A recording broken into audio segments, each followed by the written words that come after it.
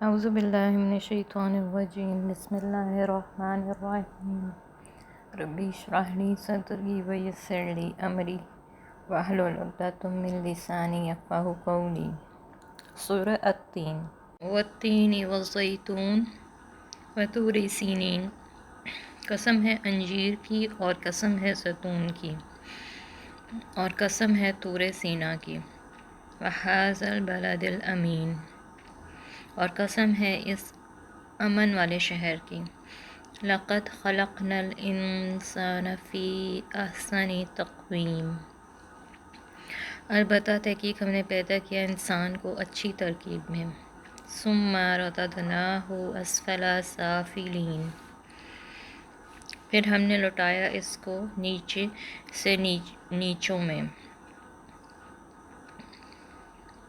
سے نیچے، الا الذین آمنوا وعملوا الصالحات فلہم اجر غیر ممنون،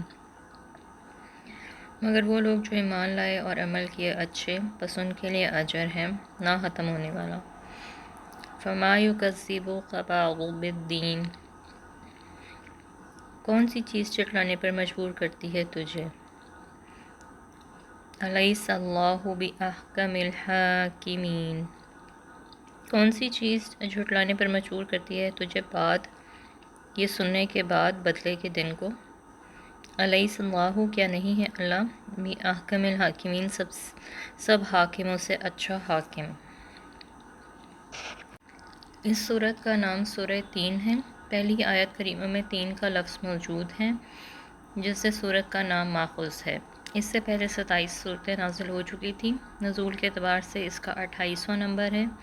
اس کا 1 رکوع اور 8 آیتیں ہیں۔ والتین، واو قسم کا ہے۔ تین اور زیتون سے کیا مراد ہے؟ بعض مفسرین فرماتے ہیں کہ شام کے علاقے میں 2 پہاڑ ہیں، تین اور زیتون، یعنی تین اور زیتون پہاڑوں کے نام ہیں۔ ان 2 پہاڑوں کی قسم ہے۔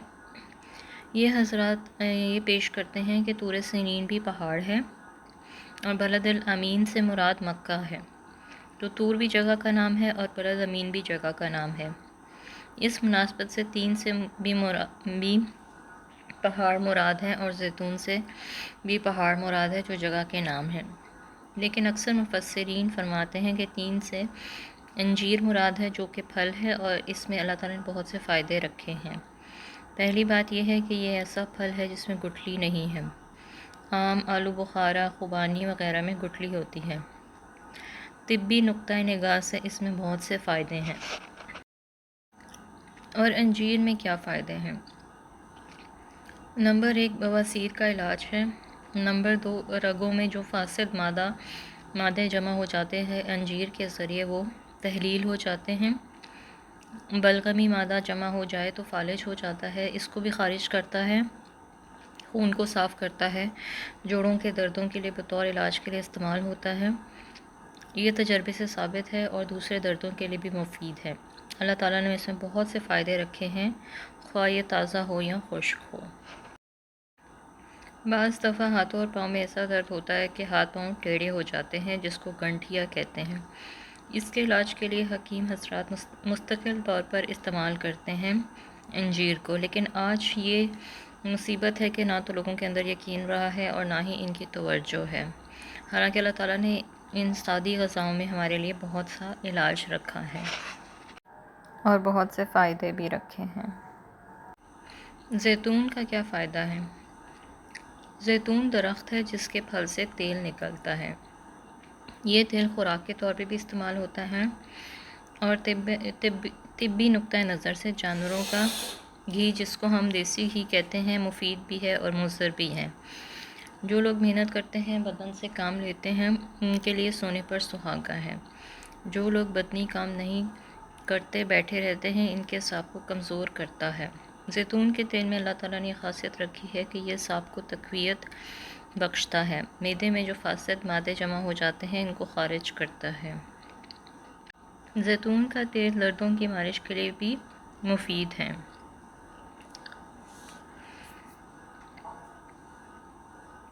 ہمارے ہاں کیونکہ ہم اس کو کھانے کے عادی نہیں ہیں، اس لیے ہمیں اس کا ذائقہ اچھا نہیں لگتا، ورنہ دیسی گھی سے یہ بہت اچھا ہے اور بہت زیادہ فائدہ مند بھی ہے۔ آج کل ڈاکٹر زیادہ تر یہی والا تیل استعمال کرتے ہیں۔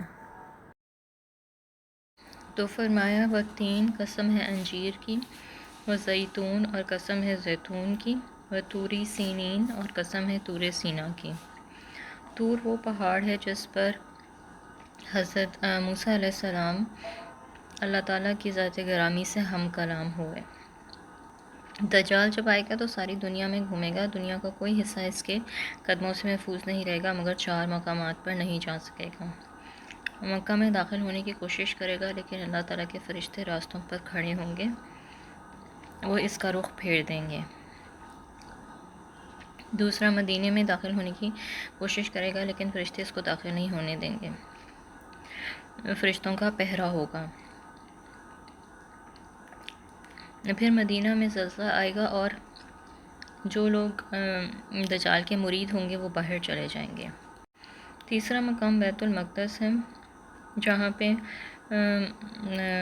مسجد اقصی ہے، جس پر اس وقت یہودیوں کا قبضہ ہے۔ ان کا دل چاہے تو مسلمانوں کو نماز پڑھنے دیتے ہیں، نہیں چاہتا تو نہیں پڑھنے دیتے، لیکن اس وقت اللہ تعالیٰ ایسے حالات اور اسباب پیدا کریں گے کہ بیت المقدس پر مسلمانوں کا کنٹرول ہوگا اور دجال بیت المقدس شہر میں داخل نہیں ہو سکے گا باوجود کوشش کرنے کے۔ چوتھا مقام کوہ طور ہے، اس پر چڑھنے کی کوشش کرے گا لیکن توفیق نہیں ہوگی۔ وَهَٰذَا الْبَلَدِ الْأَمِينِ، قسم ہے اس امن والے شہر کی۔ مراد مکہ ہے۔ مکہ جاہلیت اور کفر کے زمانے میں بھی امن کا شہر تھا۔ کافر مشرک لوگ بھی حرم میں نہیں لڑتے تھے۔ اگر کوئی نادان لڑائی کرتا تو کہتے حرم حرم، یعنی حرم کا احترام کر، یہاں نہ لڑ۔ اس کے ارد گرد سے لوگ اٹھا لیے جاتے تھے۔ سورہ عنکبوت میں آتا ہے اور اچک لیے جاتے ہیں لوگ ارد گرد سے۔ لوگوں قتل ہوتے تھے، ڈاکے پڑتے تھے، لیکن جو شخص اس میں داخل ہو گیا وہ امن والا ہو گیا۔ سورہ العمران میں آتا ہے اس آدمی کو پورا امن نصیب ہوگا جو مکہ میں داخل ہو گیا۔ عزت والی چیزیں جن کو شاعر اللہ کہتے ہیں بہت سی ہیں، مگر 4 اہم ہیں۔ ایک قرآن، اس کا احترام اسلام کی بنیاد ہے۔ دوسرا نبی کا وجود، تیسرا نماز، اور چوتھا کعبہ۔ یہ 4 چیزیں شاعر اللہ میں معظم ہیں۔ پہلی 4 چیزوں کی قسم تھی، اب جواب قسم ہے۔ فرمایا لَقَدْ خَلَقْنَا الْإِنسَانَ فِي أَحْسَنِ تَقْوِيمٍ، البتہ ہم نے پیدا کیا انسان کو اچھی ترکیب میں۔ انسان کا بدن دیکھو اور جانوروں کا بدن دیکھو، انسان کو جیسی قد و قامت اور وضاقت اللہ تعالیٰ نے دی ہے وہ مخلوق میں اور کسی کو نہیں دی۔ انسان کا قد دیکھو، ہاتھ پاؤں دیکھو، آنکھیں دیکھو، اللہ تعالیٰ نے سب کچھ ہی خوبصورت بنایا ہے۔ پھر اس کے اندر اللہ تعالیٰ نے سوچنے اور کے لیے دل دیا ہے، سمجھنے کے لیے دماغ دیا ہے، اور بہت سے احساسات بھی دیے ہیں۔ اچھی صورت اور اچھی ترکیب میں انسان کو پیدا فرمایا۔ ساری کائنات میں انسان اشرف المخلوقات ہے۔ اللہ تعالیٰ کا ارشاد ہے وَلَقَدْ كَرَّمْنَا بَنِي آدَمَ، اور البتہ تحقیق ہم نے فضیلت دی بنی آدم کو۔ مجموعی لحاظ سے انسان کا درجہ فرشتوں سے بھی اعلیٰ ہے۔ مجموعی کا مطلب یہ ہے کہ تمام انبیاء، خاتم النبیین، حضرت محمد صلی اللہ علیہ وسلم کی ذات گرامی تک سارے کے سارے انسان تھے، بشر تھے۔ ان کی وجہ سے اس نوع کا پلہ بھاری ہو گیا۔ نوع یعنی کہ اس قسم کی مخلوق کا۔ باوجود اس کے کہ فرشتے اپنی نوع کے اعتبار سے معصوم ہیں اور انسان اپنی نوع کے اعتبار سے معصوم نہیں، معصوم صرف پیغمبر ہیں۔ فرمایا ثم رددناہ اسفل سافلین، پھر ہم نے لوٹایا اس کو نیچوں سے نیچ۔ انسان رہے تو بڑی بلند مخلوق ہے، لیکن جب انسانیت کے درجے سے گر جاتا ہے تو شر البریہ ہو جاتا ہے، اللہ تعالیٰ کی ساری مخلوق میں سے برا۔ حضرت نوح کی کشتی میں سوار ہونے والوں کی تفصیل میں آتا ہے کہ اس میں جانور بھی شمار تھے، جیسے کتا اور بلی اور چوہا، خنزیر مگر نوح کے بیٹے کنعان کو جگہ نہ ملی کہ وہ انسانیت سے گر چکا تھا۔ اللہ تعالیٰ نے اجمالی طور پر فرمایا کہ آپ کے اہل کو بچاؤں گا۔ حضرت نوح نے بیٹے کو غرق ہوتے دیکھ کر کہا، اے میرے رب، بے شک میرا بیٹا میرے اہل میں سے ہے اور آپ کا وعدہ برحق ہے۔ اللہ تعالیٰ نے فرمایا، بے شک وہ نہیں ہے آپ کے اہل میں سے، یعنی اس کے کام اچھے نہیں ہیں۔ پیغمبر کے بیٹے کے عمل اچھے نہیں تھے، کشتی میں جگہ نہیں ملی اور جانوروں کو جگہ مل گئی۔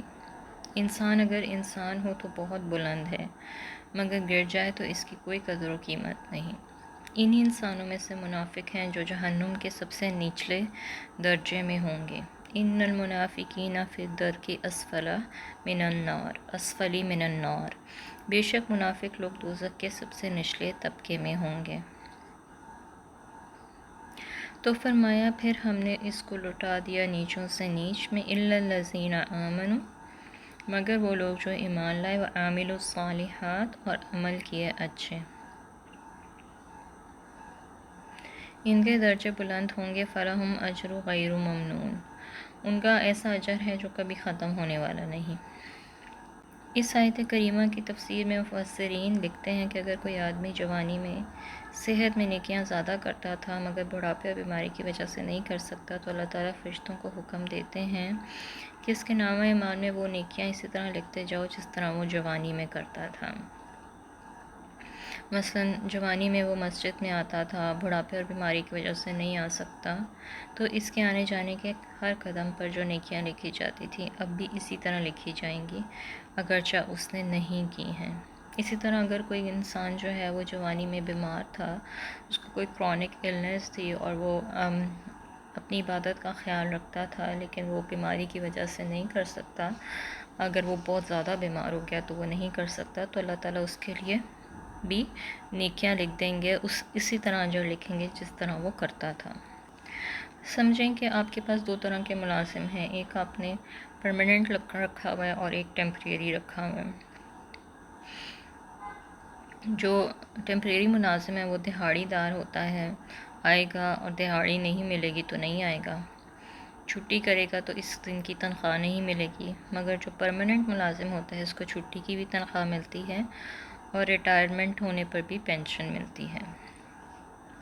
تو کوشش کریں کہ ہم اب اللہ تعالیٰ کے پرماننٹ ملازم بن جائیں۔ تو جو پرماننٹ ملازم ہیں ان کو بڑھاپے اور بیماری میں بھی پورا اجر و ثواب ملتا ہے ان اعمال کا جو وہ جوانی اور صحت کے زمانے میں کرتے تھے، جیسے آج کل کے لوگوں کو بڑھاپے میں پینشن ملتی ہے۔ پھر فرمایا فما یکذبک، بس اے انسان کون سی چیز جھٹلانے پر مجبور کرتی ہے تجھے، بعد یہ سننے کے بعد کہ ہم نے انسان کو اچھی صورت میں پیدا کیا، بالدین، حساب کے دن کو، بدلے کے دن کو۔ انسان کیونکہ بدلے کے دن کو جھٹلاتا ہے اور کہتا ہے کہ قیامت نہیں آئے گی، جو رب پیدا کر سکتا ہے دوبارہ نہیں لوٹا سکتا، کیوں کہتا ہے کہ قیامت نہیں آئے گی؟ الیس اللہ بأحکم الحاکمین، کیا نہیں ہے اللہ تعالیٰ سب حاکموں سے اچھا حاکم، حق والا، عدل والا، انصاف کرنے والا حاکم نہیں ہے؟ اگر قیامت نہ آئے تو اللہ تعالیٰ کا عدل تو ظاہر ہی نہ ہو، کیونکہ دنیا میں سچے کو جھوٹا بنا دیا جاتا ہے اور جھوٹے انسان کو سچا بنا دیا جاتا ہے، تو دنیا میں تو صحیح فیصلہ نہیں ہوتا کسی کا بھی۔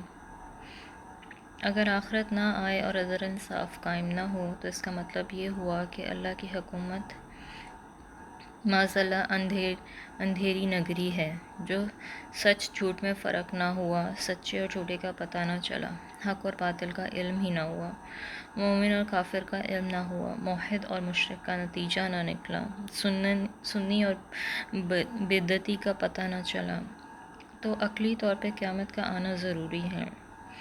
تو جو قیامت کا انکار کرتے ہیں وہ اللہ کے کو احکم الحاکمین نہیں مانتے۔